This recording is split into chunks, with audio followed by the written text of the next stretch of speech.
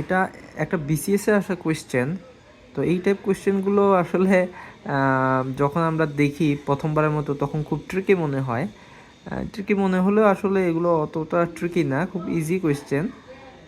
যেমন এই কোয়েশ্চেনটা যদি আমরা দেখি, একদল গরু প্রতিবার সমান সংখ্যক ভাগ হয়ে 3 পথে গমন করে, 7 ঘাটে পানি পান করে, 9টি বৃক্ষের নিচে ঘুমায় এবং 12 জন গোয়ালা সমান সংখ্যক গরুর দুধ দোয়ায়, তাহলে গরুর সংখ্যা কত?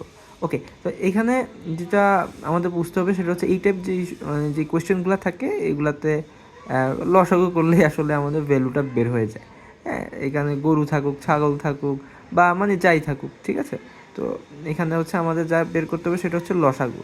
তো আমরা লসাগু বের করি, যেমন 3 পথে গমন করে 3, 7 ঘাটে পানি পান করে তাহলে 7, 9টি বৃক্ষের নিচে ঘুমালে 9, এবং 12 জন গোয়ালা সমান সংখ্যক হলে 12।